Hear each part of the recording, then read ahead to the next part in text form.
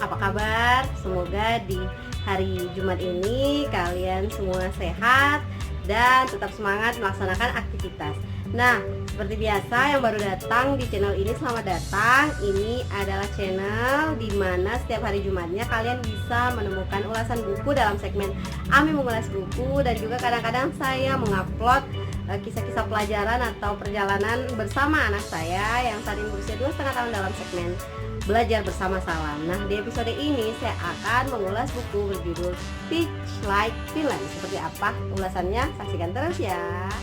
Setelah keluarnya hasil PISA atau Program for International Student Assessment selama beberapa tahun, ditemukan bahwasanya anak-anak dari Finlandia mendapatkan skor tertinggi selama bertahun-tahun. Dan kemudian setelah kita lihat, banyak inspirasi pendidikan ternyata berasal dari negara yang ada di daerah Nordik tersebut. Misalnya jam pelajaran yang banyak istirahatnya, PR yang tidak terlalu banyak, dan guru-guru yang banyak memanfaatkan waktu liburnya. Nah, kemudian itulah yang banyak membawa orang penasaran seperti apa sih pola pendidikan di negara Finlandia.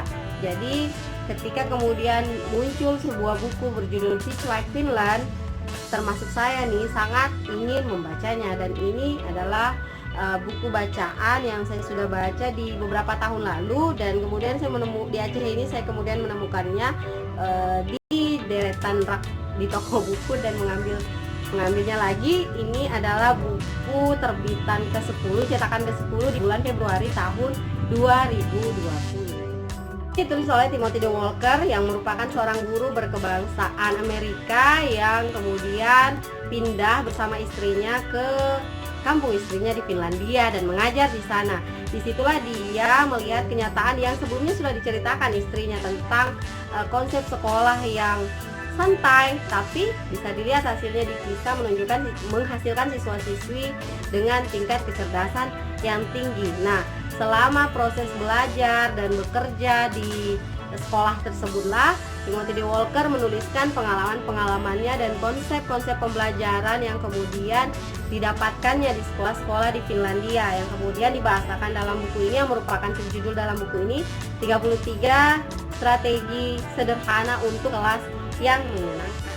33 strategi sederhana ini terkait dengan 5 bahan kebahagiaan yang kemudian menjadi bab-bab juga dalam bagian buku ini, yang merupakan konsep dari kelas yang menyenangkan. Misalnya rasa memiliki, kemandirian, pola pikir, lalu kemudian penguasaan, dan juga kesejahteraan.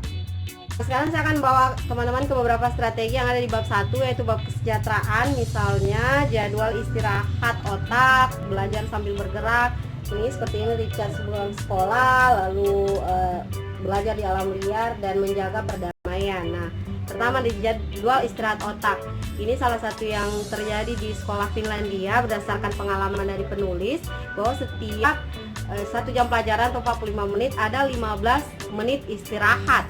Nah, ini juga senada dengan penelitian dari seorang neuroscientist menerangkan bahwa memberikan otak waktu untuk beristirahat melalui jeda yang teratur akan memberikan ruang untuk produktivitas dan kreativitas, sehingga inilah yang dilakukan di sekolah-sekolah di Finlandia dengan memberikan jadwal istirahat yang rutin setiap jamnya itu selama 15 menit, berharap bahwasanya memberikan waktu bagi otak anak-anak untuk menstimulasi semua informasi yang masuk selama durasi pembelajaran mereka. Lalu kemudian ada juga belajar sambil bergerak. Nah, di sini penulis melihat bahwasanya dulunya sebenarnya meskipun ada jadwal-jadwal istirahat rutin tersebut, anak-anak di Finlandia juga terkesan pasif dalam memanfaatkan istirahat, sehingga kemudian pergerakan atau mobilitas anak-anak itu dari satu tempat ke tempat lainnya kurang. Tapi sekolah lalu menerapkan namanya Finish on the Move, dan itu atau sekolah Finnish School on the Move atau sekolah Finlandia bergerak. Eksperimen ini kemudian juga membuat anak-anak menjadi lebih aktif dengan misalnya melakukan beberapa permainan terkait misalnya dengan pembelajaran di alam. Di sini penulis memberikan tips, misalnya mungkin agak sulit ketika di sekolah-sekolah perkotaan dengan ruang yang sempit untuk menerapkan pembelajaran berbasis alam. Tapi ada contoh yang bisa diterapkan oleh para guru nih, misalnya mereka penulis Timothy D. Walker menanam bersama anak-anak muridnya menanam kentang di beberapa titik di ruang kelasnya saat pelajaran tentang metode ilmiah. Lalu misalnya tahap yang lain melangkah keluar kelas untuk mempelajari sesuatu lebih dekat dengan alam, misalnya melihat tanaman secara langsung. Nah, tahap ketiga adalah misalnya menghijaukan sekolah melalui sebuah proyek, atau mungkin dengan memulai dengan sebuah taman kecil misalnya di sebuah sekolah di perkotaan. Itu adalah ide-ide yang coba penulis usulkan untuk bagaimana sih mendekatkan sekolah itu dengan konsep-konsep alam yang justru bisa meningkatkan kreativitas anak-anak berdasarkan pengalamannya di Finland. Ini juga sebenarnya pernah saya lakukan saat saya pernah menjadi seorang guru formal, dan waktu itu saya mengajak anak-anak banyak menghabiskan waktu di alam dengan mengadakan perkemahan dan juga membentuk sebuah sekolah siswa pecinta alam. Dan di situ mereka semakin aware ternyata dengan pelajaran-pelajaran terkait lingkungan, terkait dengan biologi, dan itu di luar ekspektasi saya.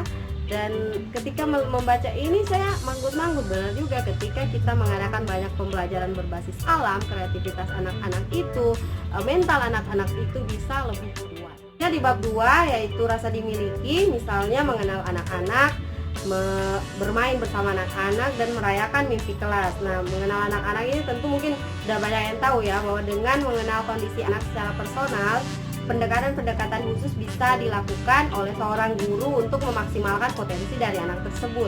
Lalu kemudian bermain, terkadang sebagai seorang dewasa kita enggan bermain bersama anak-anak, tapi ketika menjadi guru di Finland, banyak pengalaman bermain bersama anak yang dirasakan oleh penulis yang justru mendekatkan bondingnya, mengikat bonding dengan anak muridnya menjadi lebih kuat, dan kemudian mengejar mimpi kelas. Ada mimpi-mimpi kelas yang bisa memaksimalkan kemandirian anak. Misalnya di sini pelaksanaan sebuah kemah sekolah yang diinisiasi oleh anak itu sendiri, dan kemudian anak-anak yang sibuk dengan berbagai urusan hingga kemudian pelaksanaan dari kemah sekolah itu sendiri, dan membuat takjub sang penulis karena itu di luar dari apa yang diharapkan, di luar dari ekspektasinya. Kemampuan anak-anak dalam memanage sebuah kegiatan di usia mereka yang masih terbilang dini sangat luar biasa, karena ada mimpi-mimpi kelas itu tadi yang dikejar secara bersama. Guru hanya sebagai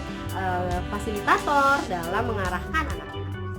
Nah, tips-tips strategi-strategi lainnya sebenarnya pada umumnya sudah menjadi hal lumrah diketahui oleh para guru, tapi terkadang para guru enggan, dan mungkin kondisi sekolah yang kadang tanda kutip ya penuh tekanan urusan administrasi dan sebagainya.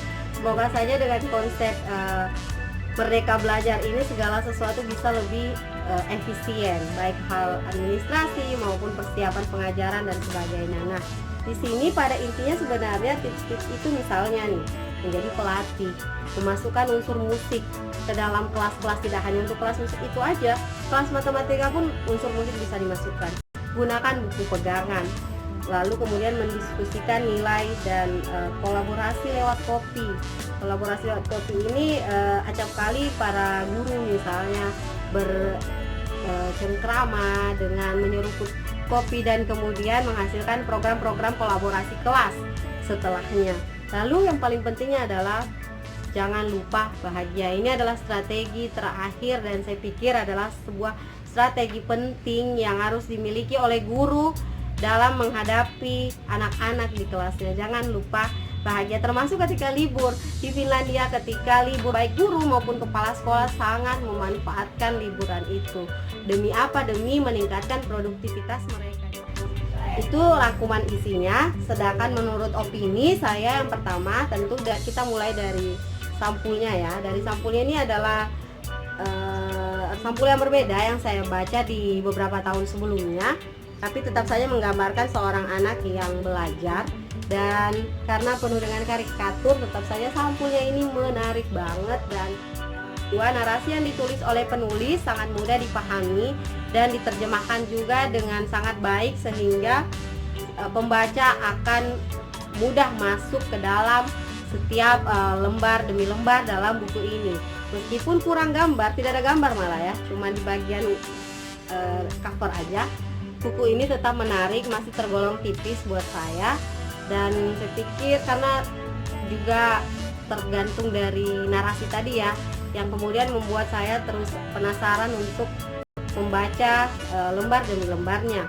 Selain itu, di dalamnya ada banyak penelitian yang membuka cakrawala kita memahami bahwa konsep pendidikan menyenangkan itu telah banyak memang diteliti dengan berbagai practical tips yang menyokong penelitian tersebut yang bisa dicontoh atau ditiru oleh guru-guru termasuk yang ada di negeri ini.